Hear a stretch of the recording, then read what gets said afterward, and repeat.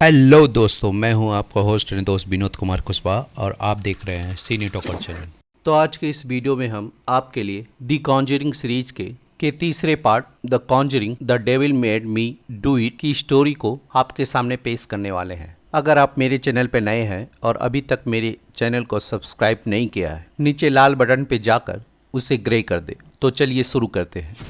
कहानी की शुरुआत 18 जुलाई 1981 में होती है, जहाँ पे एड और लोरेन डेविड ग्लेजल के ऊपर से शैतानी साय को खत्म करने के लिए उनके घर पर आए हुए हैं। और हमें आगे पता चलता है कि डेविड सिर्फ 8 साल का बच्चा है। और ब्रेक लेते हुए एड लोरेन को बताता है कि इससे पहले उन्होंने इतनी खतरनाक सिचुएशन कभी फेस नहीं की है। इसके बाद वो दोनों उनके पास आकर डेविड को सुलाने के लिए कहते हैं और फिर एबी का बॉयफ्रेंड अर्नी जॉनसन उसे उसके रूम में सुलाने के लिए ले जाता है। और उनके जाने के बाद डेविड के पिता एड लोरेन से कहते हैं डेविड इससे ज्यादा उस शैतान का टॉर्चर सह नहीं पाएगा।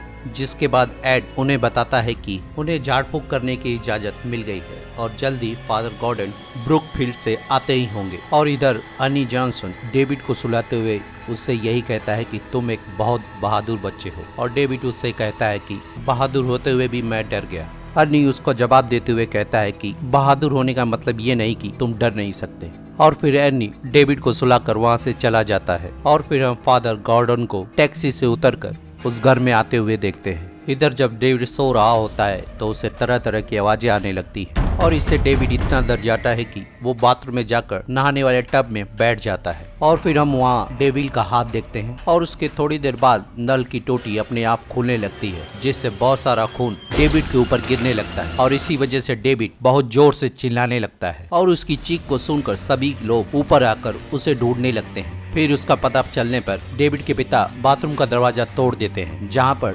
डेविड एक कोने में डरा सहमा हुआ बैठा हुआ होता है। और फिर डेविड एक कांच का टुकड़ा लेकर अपने पिता के पैर में मार देता है। जिसके बाद एड डेविड को पकड़कर फादर से यही कहता है कि उसे झाड़ फूक अभी करनी होगी। लेकिन फादर डेविड को चर्च ले जाने की एडवाइस करते हैं, जिस पर एड फादर से यही कहता है कि हमारे पास चर्च ले जाने का टाइम नहीं है। जिसके बाद एड डेविड को बहुत मुश्किल से सीढ़ियों से नीचे लेकर आता है, जहां डेविड को एक डाइनिंग टेबल पर लिटाकर उसके ऊपर झाड़ फूक करने लगते हैं। जहां डेविड को एड, एरन और डेबी उसे टेबल पर पकड़े हुए होते हैं और फादर लोरेन गिरजाघर के पवित्र जल को फेंकते हुए मंत्रों को पढ़ने लगते हैं, जिसमें उनका साथ लोरेन भी देती है। और जब लोरेन डेविड का हाथ पकड़ती है तो उसे काला जादू करते हुए एक नन या एक औरत की झलक दिखती है। और हम इसी बीच में डेविड को बहुत ज्यादा प्रताड़ना झेलते हुए भी देखते हैं। और उसके बाद वहाँ पे एक तूफान आ जाता है, जिसकी वजह से घर की सारी चीजें उड़ने लगती हैं और एक प्लेट से फादर गॉर्डन को चोट लग जाती है। जिसके बाद एड उस किताब को उठाकर पढ़ने लगता है। जिसके बाद डेविड का शरीर तोड़ मरोड़ कर बिल्कुल उल्टा हो जाता है, जिसे देखकर डेबी बहुत ज्यादा डर जाती है। जिसके बाद एरन डेविल से बातें करते हुए उसे छोड़ने को कहता है, लेकिन एड उसे इंटरप्ट करते हुए डेविल से बात करने से मना करता है। जिसके बाद डेविड सबको फेंकते हुए एड के ऊपर कूद जाता है। और जब डेविल एड को मारने ही वाला होता है, लोरेन उसे बचाने के लिए उसकी तरफ बढ़ती है और तभी उस काला जादू करने वाली औरत की झलक दिखती है। और जब डेविड एड को पूरी तरह से खत्म करने वाला ही होता है कि एरन डेविड को उसकी बॉडी से उठाकर उसे मरने से तो बचा लेता है, लेकिन डेविड को पकड़ते हुए डेविल से एक समझौता करता है, जिसके तहत डेविड के शरीर को छोड़ के उसके शरीर में घुस जाए। और इस समझौते को एड भी देखता है। जिसके बाद एड बेहोश हो जाता है और सारी चीजें नॉर्मल होने लगती हैं। और इसके बाद एड हॉस्पिटल पहुंच जाता है, जहां डॉक्टर लोरेन को यही बताते हैं कि एड की स्थिति अभी स्टेबल है, लेकिन वो जिंदा रहेगा या मरेगा, इस चीज को जानने के लिए उन्हें और ज्यादा टेस्ट करने होंगे। और हम हॉस्पिटल में लोरेन के अलावा उसकी बेटी और फादर गॉर्डन को भी देखते हैं। और इधर हम देखते हैं कि डेबी और एरन अब अपनी जिंदगी को हंसी खुशी बिता रहे हैं और किसी पार्टी की तैयारी कर रहे हैं। और डेबी एरन से कुछ सामान मंगवाती है जो डेविड के साथ खेल रहा होता है। और जब एरन उस चीज को लेकर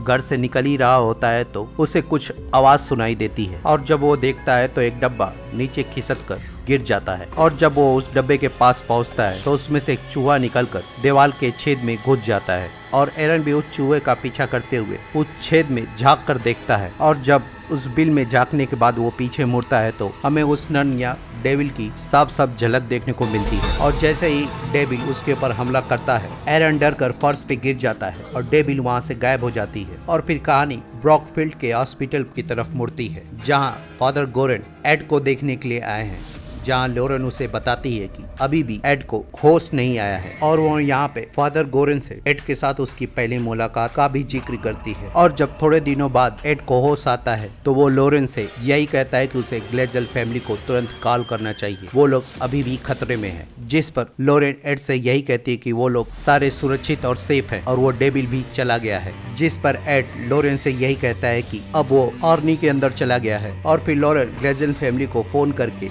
इस बात को बताने की कोशिश करती पर उसका कोई फोन नहीं उठाता है। और फिर लोरेन ये सारी बातें वहाँ के नजदीक पुलिस थाने में फोन करके बताती है और उनसे ग्लेजल फैमिली के घर पे जल्द से जल्द पहुँचने को कहती है। और इधर हम एरन को पूरी तरह से डेविल के बस में देखते हैं और जब एरन अपना चेहरा पानी से धो रहा होता है तभी डेबी की चीख सुनाई देती है और वो तुरंत जब डेबी के पास पहुंचता है तो वो देखता है कि डेविल डेबी पे हमला कर रहा है। जिसके बाद एरन डेबी को लेके भागने लगता है तो हमें पता चलता है कि वो ये सारी चीजें डेविल उसे दिखा रही, असल में ऐसा कुछ भी नहीं। और जब डेविल रेंगते हुए उसके करीब आता है तो एनी उसे चाकू मार देता है और चाकू लेते हुए रोड पर बाहर निकल जाता है। और जब पुलिस वाला वहाँ पहुंचकर एनी को रोकता है तो होश में आते हुए एनी उस पुलिस वाले से यही कहता है कि शायद उसने किसी को मार दिया है। और हमें पता चलता है कि एनी ने डेविल को नहीं, डेबी के पिता को 22 बार चाकू मार दिया है। और फिर हम एरन को बाइबल की किताब पढ़ते हुए पुलिस थाने में देखते हैं, जहाँ पे डेबी, एड और लोरेन भी मौजूद होते हैं। जहाँ लोरेन पुलिस वाले को बताती है कि अगर एरन के शरीर में कोई भी बाहरी शक्ति मौजूद होती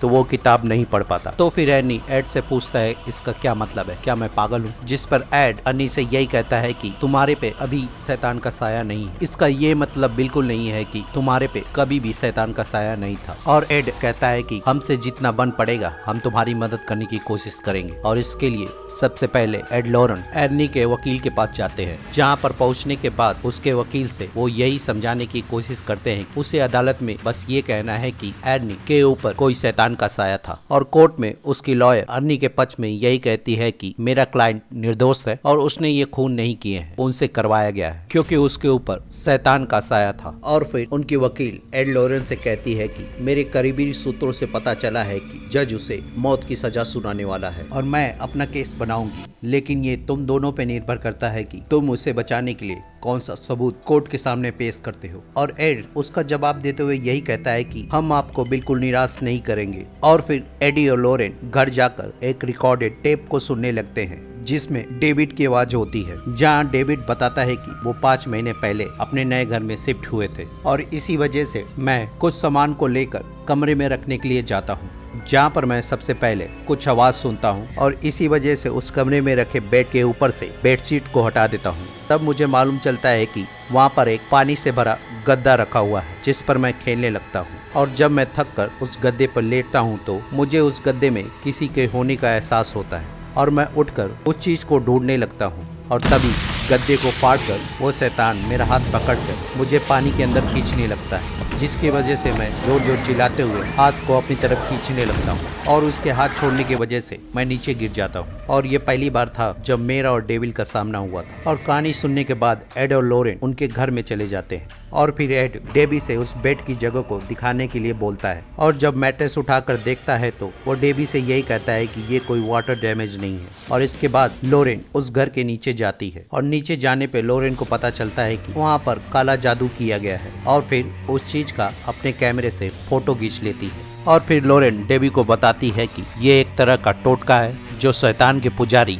काला जादू करने के लिए इस्तेमाल करते हैं। और वो आगे बताते हुए कहती है कि उन्हें लगता है कि डेविड को किसी ने श्राप दिया है। और जब हम उस रात को डेविड के शरीर से उस शैतान को निकाल रहे थे तो वो डेविड के शरीर से निकलकर एर्नी के शरीर में चला गया। और फिर एडी अपने साथी को बहुत सारी फोटो देकर सभी पुलिस स्टेशनों में पता करने को कहता है कि कहीं पर इस तस्वीर से मिलती जुलती हुई कोई चीज अगर देखी है तो मुझे बताना। और फिर फादर गोरेन किसी शख्स के बारे में बताते हैं जो इस चीज के बारे में बता सकता है। और फिर एड और लोरेन फादर कैस्टन से मिलने के लिए उनके घर जाते हैं और उस तस्वीर को देखने के बाद फादर कैस्टनर जहाँ फादर से बातचीत के दौरान उन्हें पता चलता है कि फादर ने इनसे मिलती हुई चीज देखी है और ये चीज बड़ी बुरी नीयत से लोगों को परेशान करके मारने के लिए बनाई जाती है। और यहाँ पे फादर ये भी बताते हैं कि इस चीज को करने के लिए किसी वजह की जरूरत नहीं होती। शैतान के पुजारियों को ये सब चीजें करने में बहुत मजा आता है। और फिर लोरेन फादर केस्टनर से इसके बनाने वाले के बारे में पूछती है तो फादर केस्टनर उसे नीचे अपने एक कमरे में ले जाते हैं, पर किसी वजह से लोरेन वहाँ अंदर जाने से मना कर देती है और ना चाहते हुए भी एड और लोरेन फादर के कलेक्शन को देखने के लिए चले जाते हैं, जहाँ पर फादर बातचीत के दौरान एड और लोरेन को वार्निंग देते हुए कहते हैं कि तुम लोगों को अंदाजा नहीं है कि शैतान का पुजारी तुम्हारे साथ क्या क्या कर सकता है। जिस पर लोरेन फादर से कहती है कि हमें उन सारे खतरों का अंदाजा है क्योंकि हमने उन सारे खतरों को बहुत करीब से देखा है। और फिर से हम उस नन को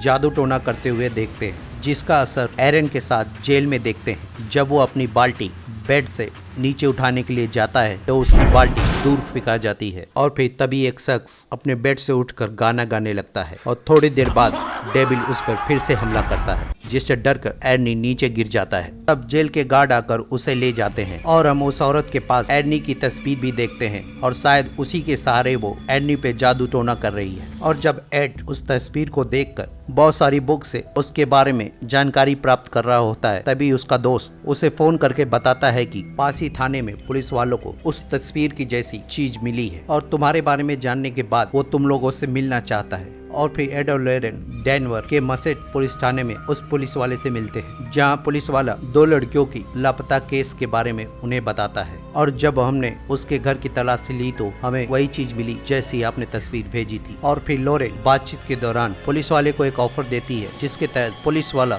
जेसिका की फाइल लोरेन को देगा और लोरेन बदले में उसे उस लड़की का पता ढूंढ के देगी। और उस जंगल में पहुंचकर लोरेन को पता चलता है कि उनमें से एक लड़की के ऊपर शैतान का साया था और इसीलिए उसने अपने दोस्त को 22 बार चाकू मार डाला। और जब उसको इस बात का रियलाइज होता है तो वो वहाँ से भागकर नदी में कूद जाती है। और जब लोरेन उस नदी के मुहाने पे खड़ी होती है तभी शैतान का हाथ आकर उसे खींचने लगता है और वो गिरने ही वाली होती है कि एड उसे बचा लेता है। और लड़की की लाश मिलने के बाद पुलिस वाला उन लोगों को केस फाइल दे देता है। और फिर लोरेन एड को बताती है कि जब उसने डेविड को छुआ था तो मेरा उस शख्स से कनेक्शन हो गया था जिसने डेविड के ऊपर जादू किया था। अगर हम किसी तरह से इस लड़की की लाश से भी वो कनेक्शन बैठा पाए तो हम उस शख्स को पकड़ने के और ज्यादा करीब हो जाएंगे। और फिर एड और लोरेन उस मॉर्चरी में पहुंच जाते हैं जहाँ पे उस लड़की की लाश रखी हुई है। और जब वो उस लड़की की लाश के हाथ को छूती है तो कोई भी कनेक्शन नहीं बिठा पाती है। और जब वो कनेक्शन बिठाती है तो उसे पता चलता है कि वो आर्नी के ऊपर फिर से काला जादू कर रही है, जिसका असर आर्नी के ऊपर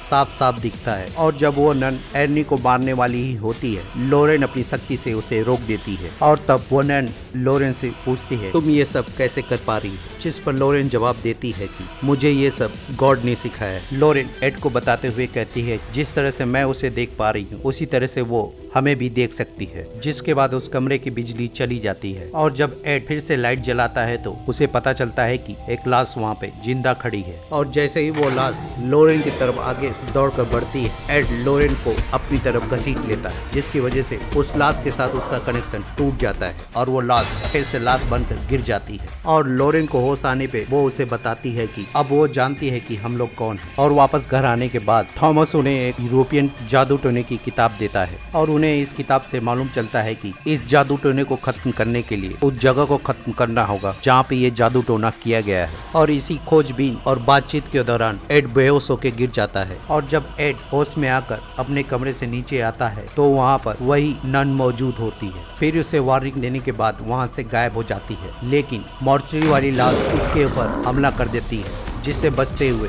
वो दूर कूद जाता है। जिसके बाद अपने हाथ में क्रॉस लेकर जोर जोर से मंत्र पढ़ते हुए उस पर हमला करने के लिए जाता है। तभी हमें पता चलता है कि वो जागते जागते सपना देख रहा है, या दूसरे शब्दों में कहें वो नन उससे ऐसा करवा रही है, जहाँ उसके हाथ में क्रॉस नहीं एक चाकू होता है जिससे वो लोरेन को मारने ही वाला होता है। और तभी थॉमस उसका हाथ पकड़ लेता है और होश में आने के बाद एड अपने कमरे में कुछ ढूंढने लगता है। तभी लोरेन को पता चलता है कि एक पूरा का पूरा गुलदस्ता एक गुलदान में पड़ा हुआ है। और जब एड उस गुलदान में देखता है तो वो शौक रहकर उसे छोड़ देता है, जिससे हमें ये पता चलता है कि नन ने या उस शैतान की पुजारी ने एड के घर में भी जादू टोना किया है। और फिर छानबीन करने के बाद एड और थॉमस केस फाइल की मदद से उस जगह का पता लगा लेते हैं। और इधर लोरेन फादर कैस्टनर के पास आकर उस बुक में छुपे हुए राज को जानने के लिए फादर कैस्टनर की मदद मांगती है। और इधर एड अपनी दवाई को भूलते हुए लोरेन के पीछे फादर कैस्टनर के पास जाता है। और फिर थोड़ी बातचीत करने के बाद फादर कैस्टनर लोरेन को उसी कमरे में बुलाता है। और वहाँ पे पहुँचने के बाद फादर कैस्टनर अपनी बेटी की एक एल्बम दिखाता है, जिसे देखने के बाद लोरेन को सारी हकीकत पता चल जाती है कि वो और कोई नहीं फादर की बेटी है, जिसे उसने बरसों से छुपा कर रखा है। और फिर फादर लोरेन अपनी बेटी की पूजा स्थल तक पहुंचने का रास्ता लोरेन को बता देता है। और फिर फादर लोरेन को गुफा में जाने का रास्ता बताकर अपने कमरे में आता है तो उसकी बेटी उसका गला वहीं पे काट देती है। और लोरेन वहाँ पे पहुंचकर उस पूजा स्थल गिराने की कोशिश करती है, लेकिन उसे गिरा नहीं पाती। और तभी फादर की बेटी वहाँ पहुँच जाती है और एड भी वहाँ पे अपनी कार से पहुँच जाता है और लोरेन की चीख सुनकर सुरंग के गेट के ताले को तोड़ देता है। और इधर लोरेन उस नन से पीछा छुड़ाते हुए किसी तरह से भाग जाती है। और जब नन फिर से अपने जादू को स्टार्ट करती है तो एरन की हालत खराब होने लगती है और नन इससे पहले एड को अपने बस में कर लोरेन के ऊपर हमला करवाने लगती है। और फिर लोरेन की वजह से एड उस पूजा स्थल को तोड़ देता है। और इधर जेल में अर्नी जादू टहने की वजह से अपने गले को काटने ही वाला होता है, वो भी रुक जाता है और उसकी जान बच जाती है। और इसकी वजह से नन भी शैतान के हाथों मारी जाती है। और अर्नी को उसके पिता के मारने के जुर्म में अदालत ने सिर्फ 5 साल की सजा सुनाई। और इसी बीच डेबी और अर्नी ने जेल में ही शादी की। और कहानी के अंत में एड और लोरेन उसी जगह पे जाते हैं जहाँ वो पहली बार मिले थे। और ये कहानी यहीं पे खत्म हो जाती है। अगर ये वीडियो आपको पसंद आई हो तो वीडियो को लाइक और चैनल को सब्सक्राइब करना ना भूलें। तो मिलते हैं किसी और वीडियो में, तब तक के लिए मेरे चैनल के किसी और वीडियो को देखकर आप अपना टाइम पास कर सकते हैं।